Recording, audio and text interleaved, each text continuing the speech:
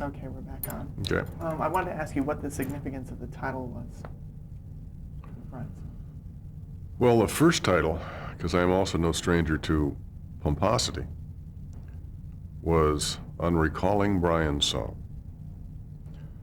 I even recall typing that out and went, good God, I mean, who do I think I am, you know? And then I just went, just Brian's Song, you know, because his impact on people, his humor, his vitality, and everything, it just struck me that he had. He'd given a lot of people a song, you know, to remember and to sing and so forth and so on. And for whatever reason, no one questioned it. Everyone said, yeah, that works. We're fine. That was okay. Just dumb luck again. Who knows why.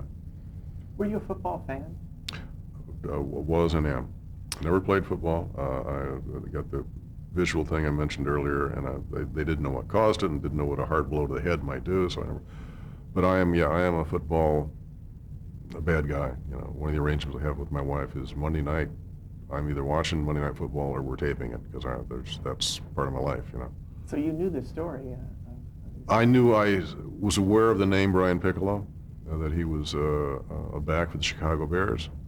I didn't know about the relationship. I didn't know about his death. I wasn't aware he died when this came up because it was a big story back in Chicago, you know, because he was much beloved there. But if it was any kind of deal out here, it was a small squib in the sports pages that just went right by me. Can you talk a little bit about James Caan's performance, what you thought of it? I loved it. Again, I knew Jimmy before Brian's song. I knew Jimmy when he was doing guest spots on Death Valley Days. I was part of a group of guys for about 6 months who'd meet to play poker once a week. And I finally gave it up, mainly because I'm a terrible poker player. I mean, really bad. And I just kept thinking, why am I sitting, at that time I smoked cigarettes. I said, why am I staying up till 2 in the morning, drinking too much, smoking too much, feeling awful the next day, and losing 50 or $100? It makes no sense, you know. I'm not having any fun. Jimmy's Jimmy. You know, he was always Jimmy. He always had a cockiness, a confidence, very competitive, edgy in the best sense of the word. I mean, he and I are vastly different in terms of tempo and a whole bunch of stuff. But he's a guy with all the pluses and minuses that you can have, you know. And the minuses are all born of a good heart. And he's a terrific actor. I mean, he's a wonderful actor. And I mean, my favorite film actor right now that we have is, I think, vastly underrated, is Kurt Russell, because you never see him act. It's just kind of, this guy comes on and you just believe everything you're watching and everything you're hearing. But you don't see the great, the Al Pacino wheels turning, you know. He thrives largely on instinct and his sense of the scene and the parameters of what's going on. I think Jimmy is largely the same way. Not that he can't talk about a scene and what's going on and this, that, and the other thing, but I think Jimmy slips on the coat of this character. And once he feels comfortable in it, then you get something, you know, really wonderful. He's a good guy. He's a pro. Did you hear from any of the real-life participants of this? Well, we talked with Gail Sayers. I mean, we talked with him, obviously, prior to the writing of the script. In person? Or? Yeah. Paul Witt and I went back to Chicago. Talked with a lot of the guys in the Bears, Ed McCaskey, who was the president at the time of the organization. Some of the guys who were in the film, Dick Butkus, and not deeply, but, you know, we did chat with him about what was going on and what had gone on. That was, I think, the only negative that I heard after we got on the air was that the movie made it very difficult for Joy Piccolo to remarry. She did remarry, subsequently, I believe, a lawyer, and they were happy and all this and that. She had 3 kids. But we had inadvertently turned her into the Virgin Mary. It's Brian Piccolo's widow. You know, you're going to hit on Brian Piccolo's widow, Pick's widow, you know. And she wasn't bitter about it, but she said, you know, it was not easy to get back into life, you know, because we had unconsciously taken her to sainthood.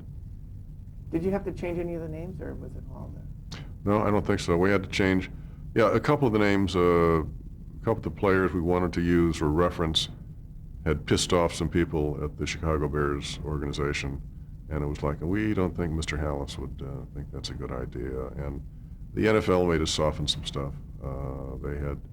There's a little tiny sequence in there about a kind of rookie initiation, hazing kind of thing. And the Chicago Bear thing was something about chugging down 8 ounces of bourbon or something, and just, go, the NFL would not let us go there. We ended up doing a kind of high school thing with syrup and cornflakes and, silly. But once we got into hard liquor in the Chicago Bears, what? No, not in our league, So, but that was all. It was all minor stuff. And in terms of the impact, when did you first hear the good reviews or the good word on it? We had a pretty good sense prior to, when I say prior to, maybe a week or two before it went on the air, because ABC wanted Billy D and Jimmy in the booth for Monday Night Football. We got a sneak peek at the New York Times review, which was very favorable, and TV Guide was very, and I don't think there were any bad reviews, actually. I don't think anyone said, which they could have said, that was overly sentimental or this, that, and the other thing. But it was we were not stunned when it was well received by the audience. Did you, in terms of the racial issues, was that Well, that's a big part of it? was a big part of it, because, they were the first interracial roommates on the Bears, and that was a time when it wasn't done in the NFL.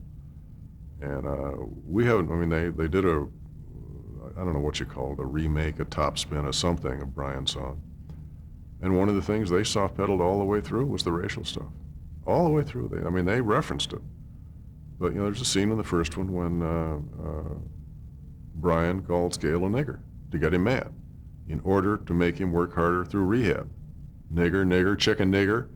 And Sayers breaks up because he knows what he's trying to do, and it's such an adolescent, clownish effort to get him mad that he starts laughing, and the wife comes downstairs and says, "What's going on?" He said, "You won't believe this. He called me a nigger," and they both start laughing, and the woman says, "What's going on here?" Well, they took that out. That was inappropriate. That was politically incorrect. Now, both human beings, well, we never talked to Brian Piccolo, but both Gale Sayers and his wife and all the people around said, "Oh, that was the kind of thing that went on all the time." That was Pick, absolutely.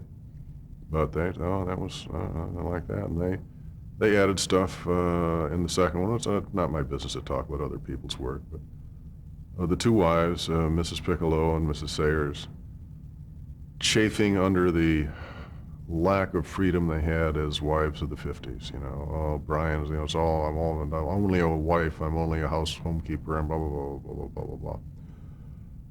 Maybe 10 years after that conversation took place. But in the 50s, no. I was there in the 50s, and no, that wasn't there. It might have been felt, it might have been sensed, there might have been the creation of an audience for, you know what, there's more for me in this life than just being Mrs. So-and-so, than just being the lady who runs 3414 Hannah Drive, whatever the hell it may be. That the awareness was there, yeah, but that scene never happened. And it was based on political correctness. Why do you think it was okay then, though, to have that sort of language? Well, I think political correctness has set it back so much. The reason it was okay then, and when I say it was okay, it wasn't quote unquote okay in terms of day-to-day usage. Everyone knew that language existed and was in use, and no one questioned the reality that took place. The political correctness of today is someone may hear that. Well, yes, someone may hear that. And someone may judge it to be wrong, and someone may know not to do that. Their movie suffered from a number of things that they couldn't control. They didn't have Jimmy Caan or Billy Williams. They had some pretty nice actors. They didn't have Jimmy or Billy. We're going to stop. were talking about Brian's song. You Hmm? said that it was a short piece. Did you have to expand it? Did you interview people to We interviewed, as I said, we interviewed started Gail, talked to his wife, talked to Ed McCaskey, who's head of the Chicago Bears, talked with the coaches, talked with pretty much everyone in the Bears who knew Brian, but also mainly it was Gail. You know, he was the guy who was there, and had experienced most of that, and he was very sharing. You know. Was it an emotional thing for him to talk about that? It may have been, but with Gail Sayers, you'd never know that. I mean, bear in mind the Billy D. Williams thing, the shyness, the reticence. That is Gail Sayers. That is Gail Sayers. And again, not cold, never impolite or off-putting. If it was emotional, it was always held in check. You know, not sternly in check. This wasn't, we're dealing with Patton here. But if it was tough to talk about, he might have gone home and said it was tough to talk about, but we never saw that. And also one of the things that I loved about him, I loved talking to him. At one point I was trying to pump up the piccolo role. And I asked him, I said, would it be fair to say that while you were the better runner and pass receiver, that Brian was probably the better blocker? He said, no. No, I love that. That's just athletics honesty. You know, just, no, I'm sorry, I love the guy, but was he the better blocker? No, I was the better blocker. Now, he didn't do much blocking because he always had the ball. But I remember when he said that, I love that. Just, you know, you're not going to play into the sentimental thing I'm trying to get to. No, not true. Do you remember when you wrote this, the teleplay, was it difficult to put together? Did it come along smoothly? It came along very smoothly because there was a lot of story there. The main problem was that the first draft was wildly too long. I mean, I think it was 112 pages. It dealt more with race, and there were some of the scenes that are in the picture just went on longer. There was the same scene, but longer. And trimming it down to what we ended up with, which was, I think, 82 pages or something like that, it clearly helped. It had to be done with a 90-minute time slot. Made for a better story, but if you're the guy that's written the original pages, you know, there's a little bit of blood there on the margin, but it made it better, there's no question. Was there any scenes that you really wish could have been in there? No, because I do think when I think back on it, most of the scenes that I was beating my breast over taking out, when I look back on it, it was, I was spraying perfume on the lilacs, you know, it wasn't needed, and the audience would get it without me pointing them to it.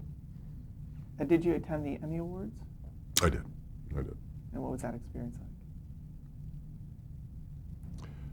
like? There were two negatives about the experience. One was that Raymond Massey, who was reading the nominations, referred to the movie as Brian's son because he was an older man whose glasses weren't quite up to snuff. And then I received a lot of flack for getting to the podium and saying I really appreciated it, but I wasn't going to give a long speech because I had to go to the bathroom so badly you wouldn't believe it. And a lot of people that day and age now would be nothing. Now the guy would go to the bathroom there at the podium, but you know there were people wrote letters to TV Guide about the rudeness and the inappropriate nature of my speech. But that was then. This is now. Mm-hmm. And winning the award? It was educational. I recall saying, with the utmost honesty, I didn't care about whether or not I won, that being nominated was the honor, and I was honored to be nominated. I truly thought it was a terrific thing, and the movie had been well received, and I was a happy guy. And winning was not what this is about. Nomination was enough. And then when it came time and they started reading off the nominees, my heart rate probably went from 72 to 130 inside of a split second. And I remember sitting there saying, well, you lying mother, you know, winning doesn't mean anything, you know, that taught me something about me. And what other awards did you win for that, for Brian's song? Oh, it was a Peabody Award, which was, was then very honored by, thrilled by, but the fact of the matter was I was too young and callow to really understand what the Peabody Award was, and that a lot of people go through their lives not even getting close to it. And it wasn't given to the movie, it was given to the writer of the script. That's a big deal, but at the time I honestly did not appreciate it. In fact, I didn't go back to get the Peabody Award. My wife and I and our, at that time, son had planned a vacation because I was going to get a break from Screen Gems. We were going to Hawaii, and I said, well, I can't do it. Well, it never occurred to me that this was really more important than the 10 days in Hawaii, which it was. So Joey Piccolo was nice enough to go back and receive the award for me. But that was one of those, there have been a number of times that where I've been around someone wildly famous who's got an incredible record of work. I was on a board of trustees with Robert Wise for a long time. I've been around Ilya Kazan from time to time when he was still with us. Number of people like that. And I'm always saying, well, I don't want to bother them. I don't want to bother them. I don't want to pick their brains and hear start. You know, they deserve their privacy, and that's not why Robert Wise was on the board of trustees. And then he passes away 3 weeks ago, and I go, you dummy, you jerk. Find a way to excuse yourself for invading their privacy, and let them know how valuable their work has been over the years. You know, let them know. Don't be the gentleman and say, "Oh, I'll leave you alone." No, no. So I've learned that. Well, of course, I didn't learn it with Robert Wise. But I think there are times when we get. Well, see, you're here to some degree. Your whole project here is to create an archive. Applause, applause, all to the good. Because one of the things that does trouble me is the lack of awareness that a lot of young people have about what went before, and what it took for people to achieve what they achieved. I don't mean just in a personal sense. I mean, there are things being done now on television that were done because at some point somebody sat down and said, we're going to do it this way, and I don't care what you think, and I don't care what you're going to do with me, and you and I are going to go to war. And they won that little battle, and David Kelly can do stuff that 25 years ago could not have been done. In terms of Brian's song, what do you think is the legacy of Brian's song? Pardon me, but it's easy.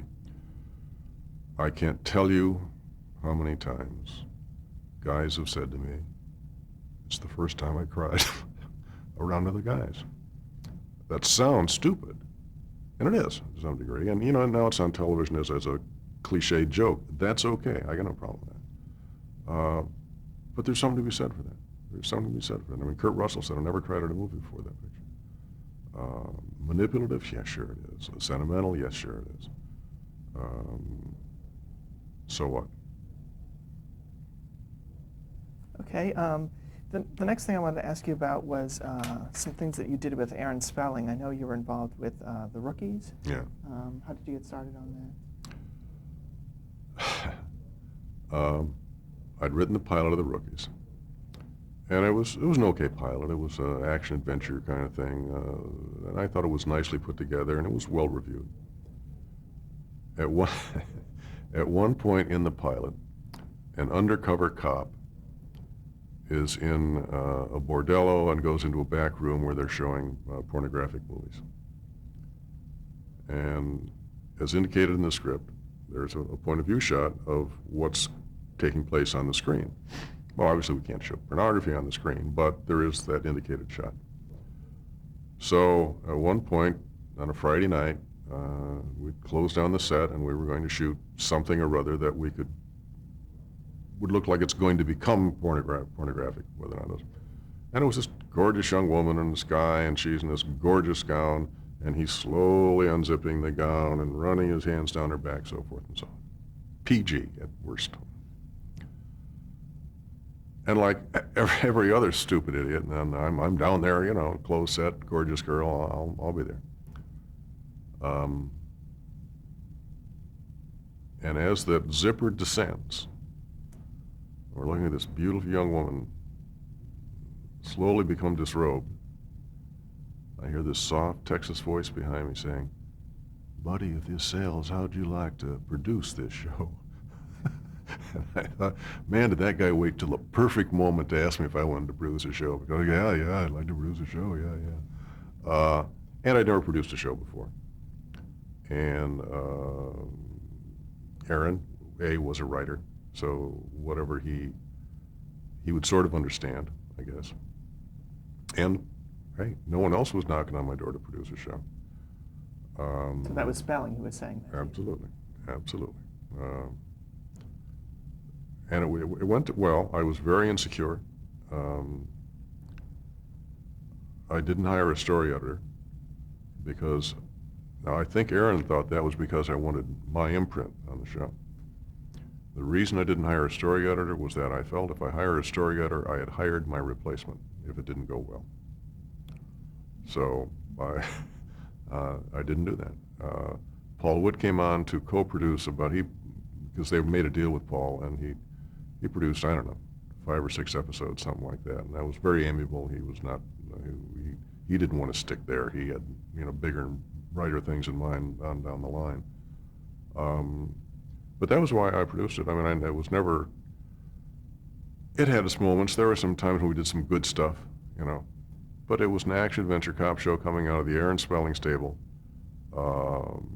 We had good guest cast and a lot of good stuff.